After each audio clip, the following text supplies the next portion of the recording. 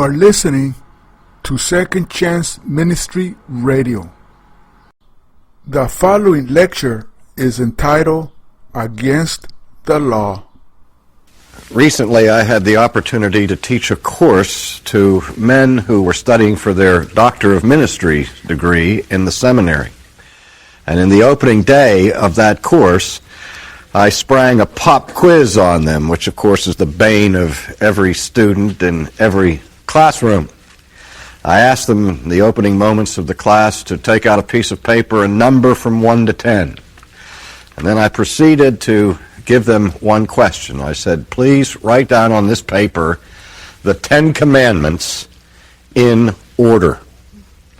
And after sufficient time had elapsed, we had them check their papers. Mercifully, I didn't collect them and asked them simply to grade themselves, and discovered that 20% of these pastors who were working on their doctor's degree in ministry were able to get all of the 10 Commandments in order.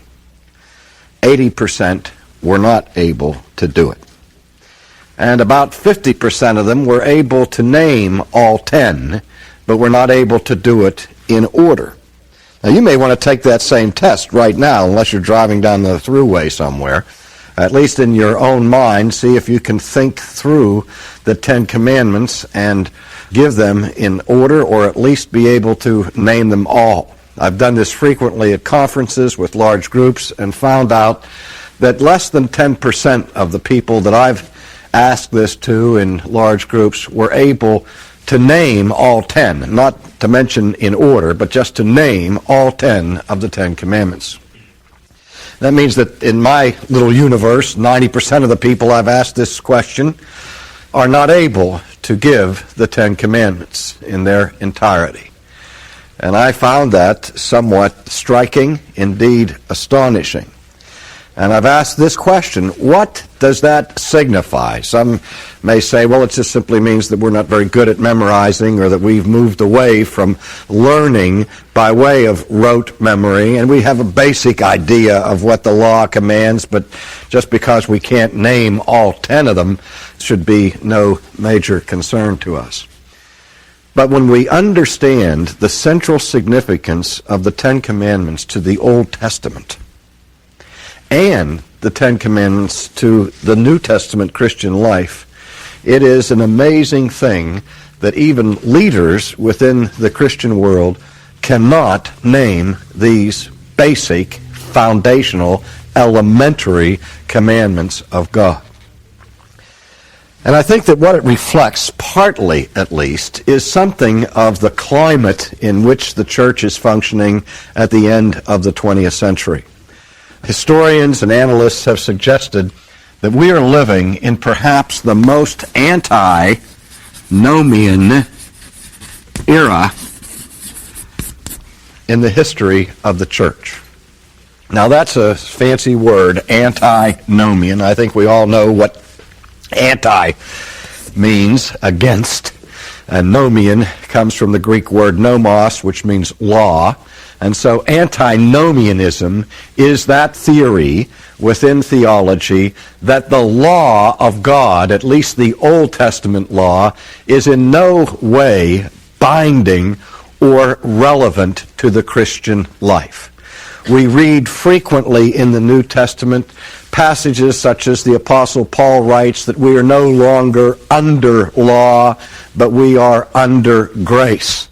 And that is routinely taken to mean that we are no longer responsible in any way to conform to the law of the Old Testament, because the Old Testament law was only relevant to people in Israel in the theocratic system of that day, and all of that was done away with the entrance of Christ and the beginning of the New Covenant and the establishment of the Christian church. John tells us that the law came through Moses, grace and truth came through Jesus Christ, and in that contrast we see that we're no longer under the law, meaning the law has no binding significance or influence upon us.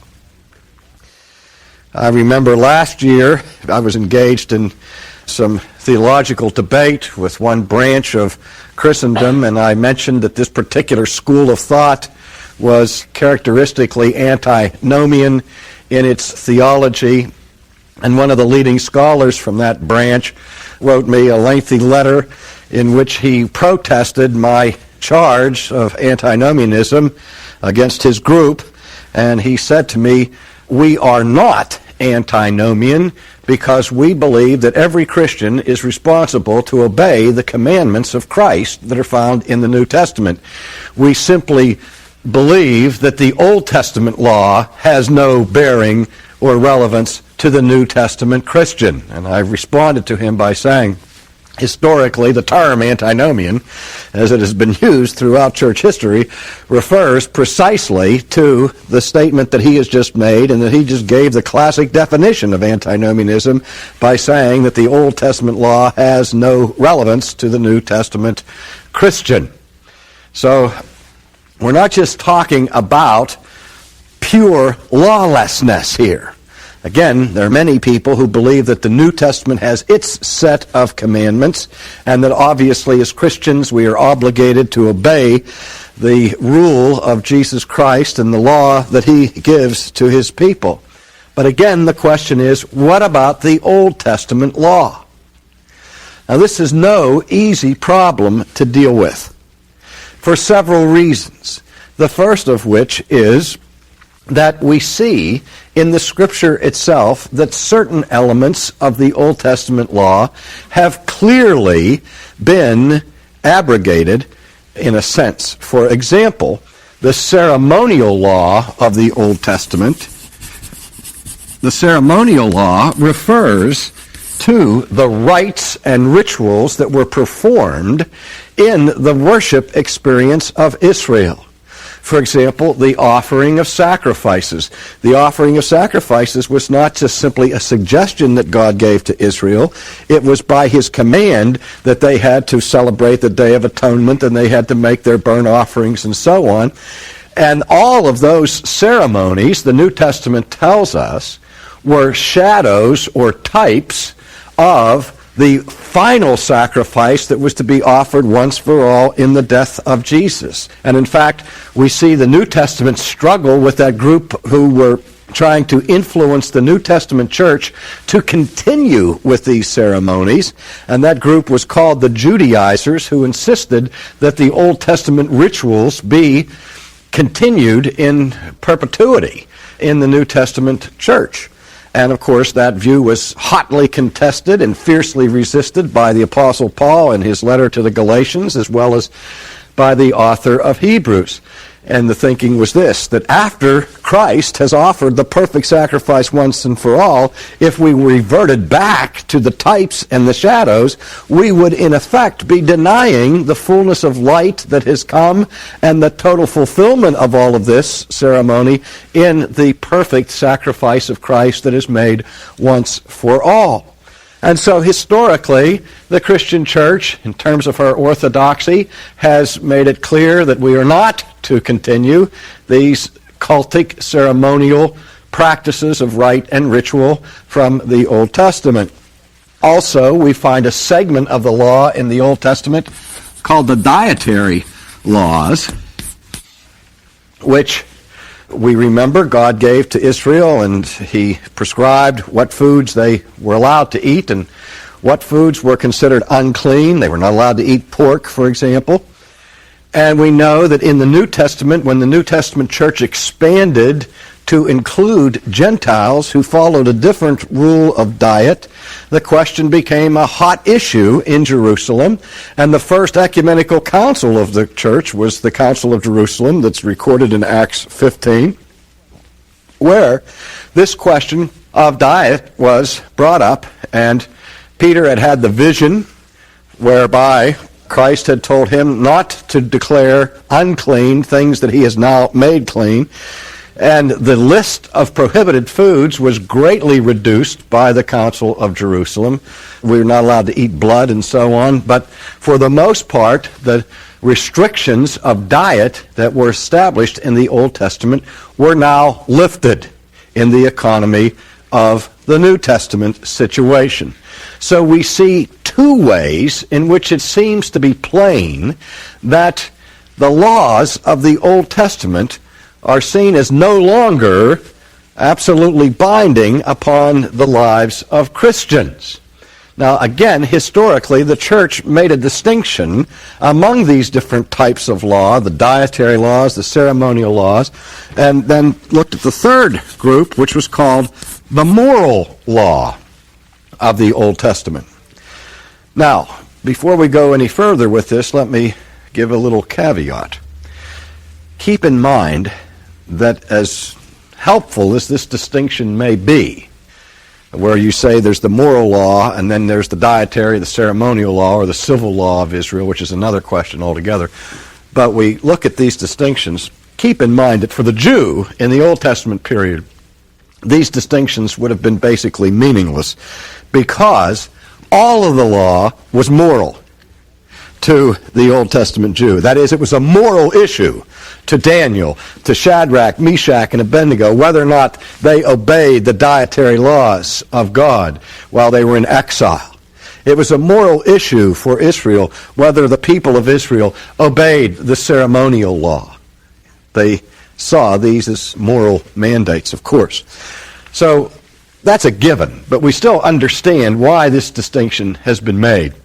That the idea is that still there is a substantive stratum of law in the Old Testament that seems to continue into the life of the New Testament church. Now, one of the important texts that we find in the New Testament is found in the Sermon on the Mount, where Jesus makes this observation, "Think not," he said, "that I came to loose or to destroy the law, but to fulfill it." Now, in the same regard, the Apostle Paul, when he speaks in glorious terms of how we have been redeemed from the curse of the law and that we are no longer under the law, he's careful to warn us against jumping to the very conclusion that antinomians do. Namely, that we have disestablished the law and completely removed the law from any consideration to the life of the Christian.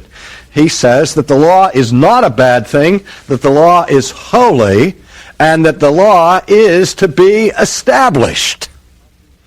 And the whole tenor of the apostolic writing of the New Testament, in James, for example, when he talks about the royal law of obedience, in the teachings of Jesus himself, where many of the Old Testament laws are reiterated for the benefit of the Christian church, we see that the substantive content of the moral law of the Old Testament still has a vitally important place in the New Testament community. But again, the question is, what is that place? Now, this was a question during the Reformation period, and one of the most significant and important contributions to the Reformation that was made by John Calvin in his Institutes of the Christian Religion was his exposition of what he called the threefold use of the law. The threefold use of the law. In other words, what Calvin was saying is that there are three distinct ways in which the Old Testament law is very useful to the New Testament Christian. Three distinct ways. And he differed at some fine points from Luther on this, but Luther also believed that the law had a significant role in the life of the Christian. And so what I want to do with the rest of the time I have today and then on into our next lecture is give an exposition of these three uses of the law. Now, first what I'll do is simply state them and then expand upon them individually. The three uses of the law that Calvin outlined were, first of all, the law's use or function as a mirror. The second is the law's function as restraint. And the third use, which is called simply in theology the tertius usus, that's the Latin for third use, the tertius usus of the law, which Calvin saw as the most important, was what we regard as the revelatory use or function of the law. The revelatory function of the law. Well, let's look at them now in order, beginning with the first use of the law as a mirror. Well, what Calvin had in mind here was this, that we have to understand that the law of God is not something that exists abstractly, hanging suspended somewhere in the distant universe, east of the sun and west of the moon. It's not that God had to go to a heavenly mountain and climb the mountain and receive from some greater God tablets of stone by which God himself was called to be obedient, but rather the source for the Old Testament moral law is found in God himself. Now that raises a question that was a fierce question in the Middle Ages. And that is the question, is God himself outside of the law, or is God himself bound by some greater law? And that controversy was called the ex lex controversy. I said ex lex, not ex lax. Right? Ex lex means outside of or apart from law. Lex. Lex means law. And the idea was this. Is there some law above God to which God owes obedience and allegiance? That is, does God function sub lego? Is God under law himself? Well, the theologians of the Middle Ages said 1,000 times no. We have to scratch out sub lego, because if we said that God was under some law that was outside of himself, there would be something higher than God. And that something higher than God would have to be God, and God would no longer be God. So that there's no law outside of God that imposes obligation upon him. Well, if that's the case, wouldn't it follow, then, that God is lawless? He can do whatever he wants. If he is not sub lego, then he must be ex lex. He must be outside of all law and can act in an arbitrary, capricious, or whimsical manner without any sense of order. Well, what the Middle Ages theologians did was said, we'll X that out too and say a pox on both of your houses, and that God is neither under law nor apart from law, but there is a third alternative, namely that God is a law unto himself. Now, how does that differ from being ex lex? What that means simply is that the behavior of God is never lawless. The actions of God are always in conformity to the law of God's own nature, his own character, which is inherently righteous, which is eternally holy. All of his actions come forth according to who he is. Now we'll look at that more fully in our next session. As we look at this question of law, it's important for us to remember that the fundamental problem in all of creation is the problem of evil. The fundamental problem in our lives is the problem of sin. And sin and evil both are defined in light of law. The fall of Adam and Eve was a transgression against the law of God. Absolute wickedness in the Scriptures is associated with lawlessness. The supreme manifestation of evil incarnate is the man of lawlessness. So when we deal with this question of law, particularly with respect to the law of God, we're not dealing with a peripheral matter, a tangential question, but something that comes to the core of our lives as human beings who are supposed to live before the face of God. Coram Deo. Thank you for listening on Second Chance Ministry.